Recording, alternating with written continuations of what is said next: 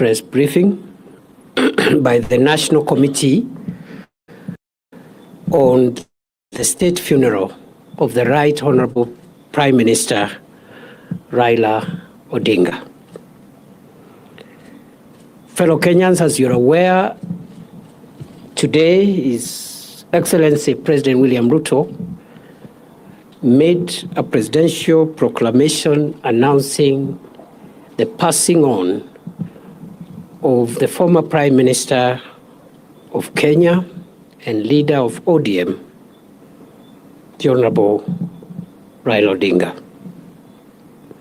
The President announced a number of decisions arising out of earlier meetings which were convened during the day, first with the family of our departed leader, later on with the National Security Council and the Cabinet. After deliberations and consultations, it has been directed that a national committee on the state funeral of the Right Honorable Prime Minister Raila Odinga be established. It is also important to reiterate that the government of Kenya has decided to give the Honorable Raila Odinga a state funeral, and that is why this committee has been established. The committee will be co-chaired by the Deputy President and the Honorable Senator Dr. Oburu Oginga, the elder brother of our departed leader.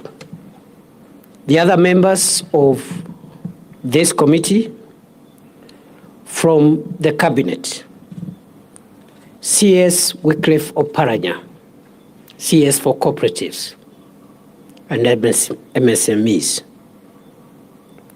CS Soipan Tuya, CS for Defense. CS Eden Duale, CS for Health. And the Attorney General, Dorcas Oduor. From the family, besides the co-chairperson, Senator Oburu, Dr. Wenwa Akinyi Oginga, William Ojonyo, Elijah Oburu, and Joe Ager, Doctor. From the ODM party, Professor Anyang' Nyong'o, the Governor of Kisumu County, Governor Gladys Wanga, who is also the National Chairperson of ODM, Governor James Orengo of Siaya, Governor Abdulswamad Sharif Nasir of Mombasa, and Governor Simba Arati of Kisii. From the Senate, Minority Leader Senator Justice Stewart Mazayo and Senator Godfrey Otsotsi. From the National Assembly, the Minority Whip Junet Mohammed, Minority Leader and former Minority Whip Junet Mohammed, the current Minority Whip Millie Odhiambo, Dr. James Nyikal, Dr. Otiende Amolo, and Dr. Lillian Gogo. The secretary to the committee will be the Principal Secretary for Internal Security and National Administration, Dr. Raymond Omolo.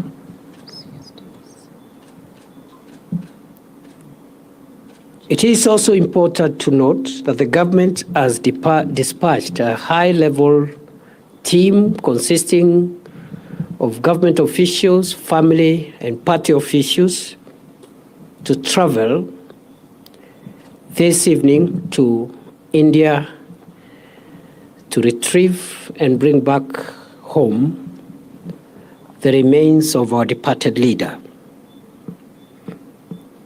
That team already has been announced by the President. It is led by the Prime Cabinet Secretary Musalia Mudavadi. It has members of the Cabinet.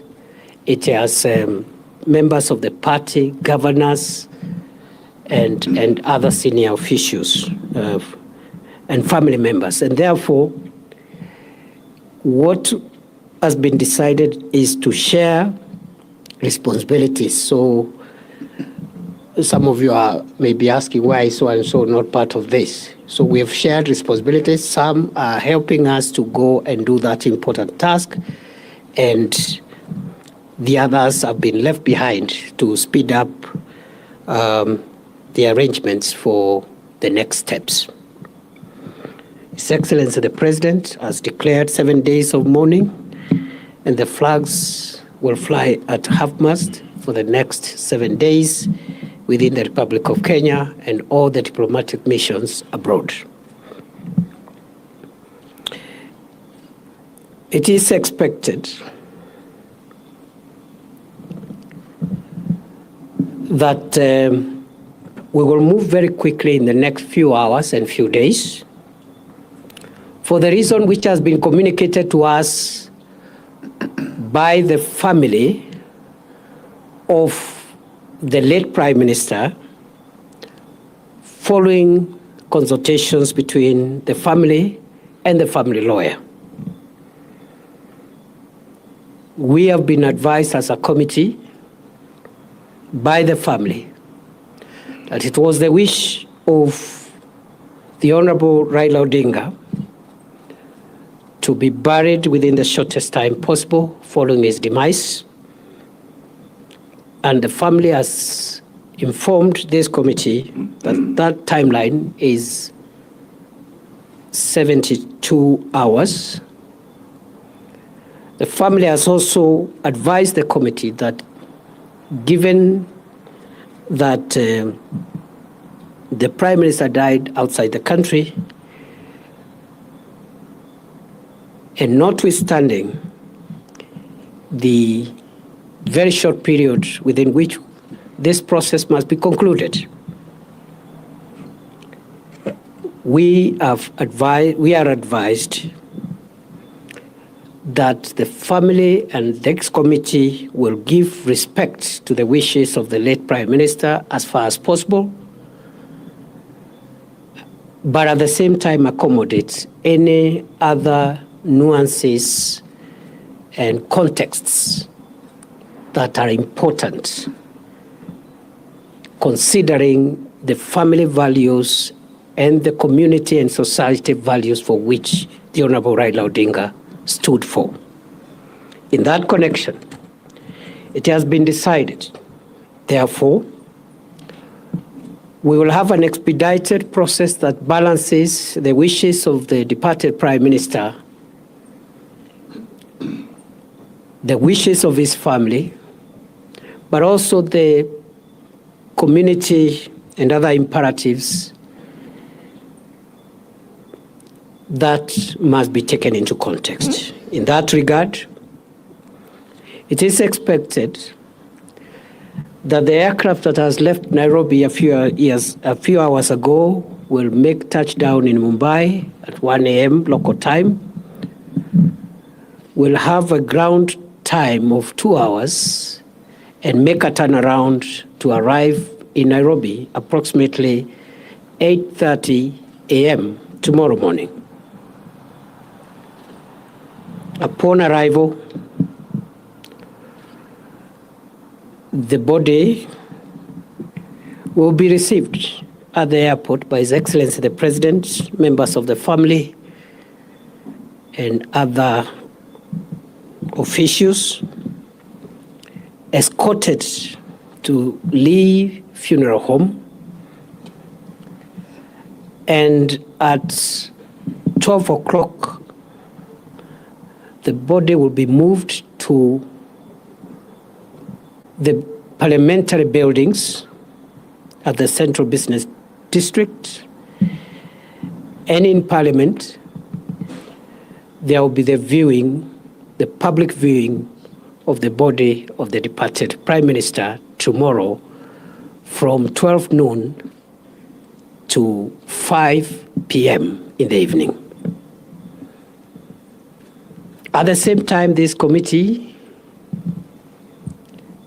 has decided to help members of the public, supporters, friends of the late Prime Minister who may not make it to some of the events that will be happening tomorrow and the days to come, with public places from which they can watch all the proceedings from tomorrow's arrival to the other events that will follow until the final rituals and the final rites in the interment of our late leader.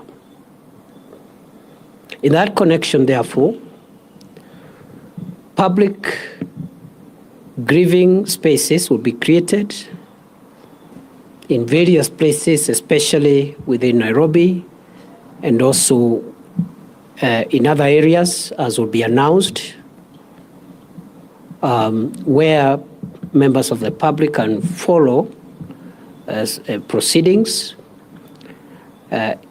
on big screens and participate in grieving and mourning our departed leader.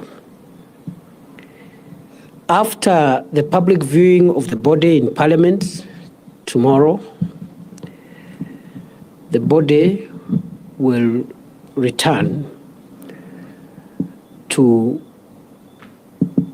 Lee Funeral Home. On Friday, from 8 a.m., there will be a state funeral service of the late Honorable Raila Odinga at Nyayo Stadium. And this state funeral service is expected to be attended by dignitaries and VVIPs from outside Kenya. It is a state event, and it will be conducted in accordance with the protocols of state events to give respect to the stature of our foreign hero. That state funeral service, once concluded, will then lead to the body being moved to the current home of the Honorable Raila Odinga for overnight stay. On Saturday, the body will leave Nairobi for Kisumu early in the morning, and there shall be public viewing of the body of the late Prime Minister at Moi Stadium in Kisumu City between 9 a.m. and 3 p.m. in the afternoon, after which the body will travel by road from Kisumu City to Bondo for overnight stay. The burial of the late Prime Minister Raila Odinga will take place on Sunday and will be conducted according to the traditions of the Anglican Church to which the Honorable Raila Odinga belonged. Ladies and gentlemen, fellow Kenyans, that is the status update of where we are on this very, very unfortunate development that has shocked the country and the world. I pray that we will all give the family the dignity they deserve, even as they struggle to bear with the moment of grief.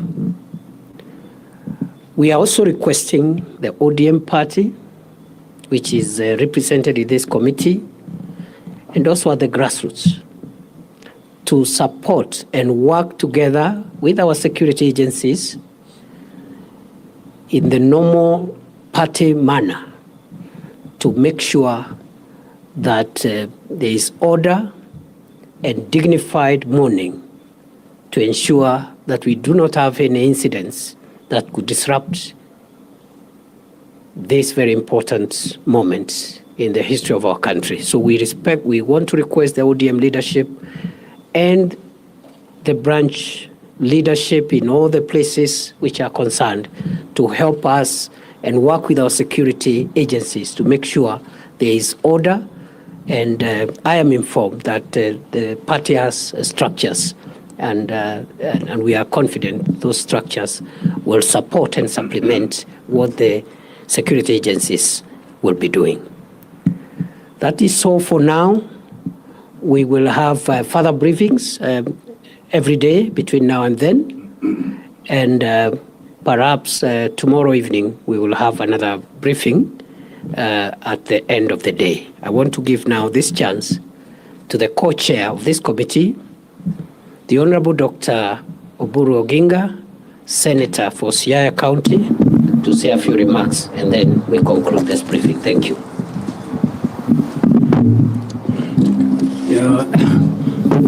Fellow Kenyans, I take this opportunity also to join you in mourning your leader.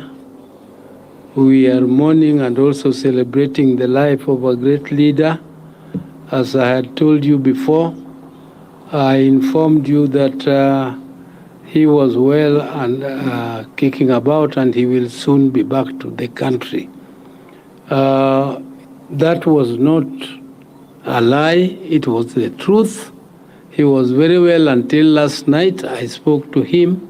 He was vibrant, up and kicking. It is only unfortunate this morning that he suffered shock, which is suspected after the postmortem to be heart attack. But we are not just mourning, we are also celebrating the life of our great leader. I don't have strength to speak much now. What the DP has said is what we have discussed and agreed, and I am only praying that our people at this moment behave in a dignified manner. Let us give my brother the dignified burial and send off that he deserved, and I hope there will be peace during this time and reflection on his life. So I thank everybody. I don't have to say much more.